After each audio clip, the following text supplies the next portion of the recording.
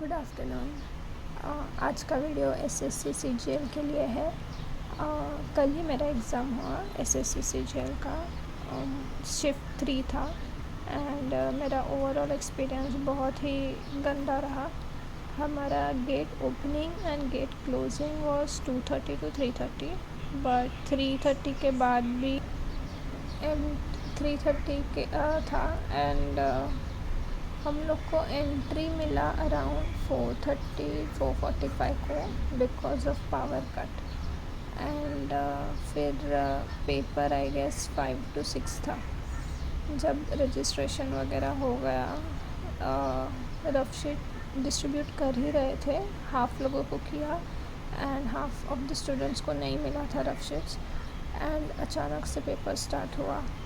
So the overall experience was really bad, but अब कुछ कर भी नहीं सकते वो लोग के ख़िलाफ़। It's okay. लकीली मुझे रफ शीट मिल गया था एंड फर्स्ट सेक्शन रीजनिंग था। रीजनिंग बहुत ही इजी था एंड रीजनिंग के क्वेश्चंस तो बता नहीं सकती, बट ओवरऑल क्या क्या आया था वो तो डिस्कस कर ही सकते हैं। रीजनिंग में इन्फरेंस था, कंक्लूजन अजम्पशन वाले 1-2 क्वेश्चंस थे, सिलॉक था and most of the questions alphabets के ऊपर थे। तो reasoning section was really very easy. जिन्होंने पढ़ा नहीं है वो लोग भी मतलब 20-22 कर ही सकते हैं। फिर इंग्लिश का सेक्शन था। इंग्लिश सेक्शन में पैसेज था, स्पेलिंग का था, error, active passive, direct indirect and passage जो था वो unnecessarily hi fi words use किए थे। पैसेज अगर देखा जाए तो समझने के लिए बहुत इजी था, बट जो वर्ड्स डिफ़िकल्ट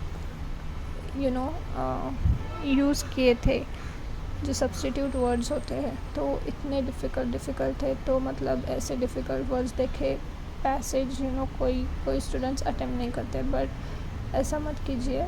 एक बार पैसेज शांति से आप रीड कीजिए एंड समझिए in one stretch only, because words difficult है, बट तुम लोग अगर मॉक देते आ रहे हो एंड वो कैब अच्छा है तुम लोग का थोड़ा बहुत, तो यू रियलाइज़ कि मतलब ये सेंटेंस का मीनिंग क्या हो सकता है। लाइक पॉजिटिव नेगेटिव वर्ड्स तो तुम पैसेज रीड करके समझ जाओगे। बहुत पैसेज में इतने सारे डिफ़िकल्ट वर्ड्स थे कि मुझे आधे वर्ड्स का मीनिंग भी पता नहीं था, बट हाँ ओवरऑल ओवरव्यू मिल गया मुझे पैसेज का। So then it was easy to answer the questions. तो पैसेज भी मैंने देखा डिफ़िकल्ट वर्ड्स, मैंने वो ड्रॉप किया एंड जो आ रहा था वो सॉल्व करते गई एंड फिर मैंने एक बार फिर से पैसेज शांति से रीड करने के लिए देखा, तो हाँ मतलब डुएबल था। देन मैथ्स सेक्शन था। मैथ्स सेक्शन में ज्योमेट्री के बहुत सारे क्वेश्चंस थे, ट्रिग्नोमेट्री का एक भी क्वेश्चन नहीं था। मेंसुरेशन के थे, इजी थे, लाइक बेसिक्स थे, इतना भी डिफ़िकल्ट नहीं था। रेशियो एंड परसेंटेज, ये दोनों के थोड़े कैलकुलेटिव थे। परसेंटेज का कैलकुलेटिव था, रेशियो का नहीं।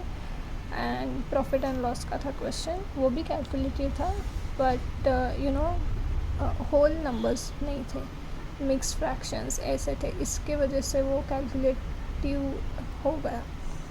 एंड जीके में नो ज्योग्राफी, नो साइंस का एक क्वेश्चन था फिज़िक्स का एंड वो न्यूमेरिकल था। Other than that static, polity, history, बस इसके अलावा कुछ नहीं था। ना करंट अफेयर्स था, हाँ करंट अफेयर्स भी नहीं था, but history, polity and static and 1-2 statements वाले थे questions rather than direct questions. So yeah, history का भी ओके था, बट हिस्ट्री के स्टेटमेंट्स भी थे एंड पॉलिटी के भी स्टेटमेंट्स थे। फिर एक मैथ्स कॉलम भी था हिस्ट्री के टॉपिक में। So yes, this is the overall analysis of 16 सितंबर का शिफ्ट 3। तो ये हो गया क्वेश्चंस, तो we can tell you, but let's see. और आज मेरे सिस्टर का भी है, तो उसका भी एनालिसिस डाल दूँगी कल। सो या दैट्स इट। मेरे ओवरऑल अटेम्प्ट्स 68 थे। एक्यूरेसी भी थी अच्छी, बट अब वो अजम्पशंस एंड कंक्लूजन में देखना चाहिए कि वो आंसर्स राइट आते हैं कि नहीं, तो देखते हैं। एंड या बाय बाय।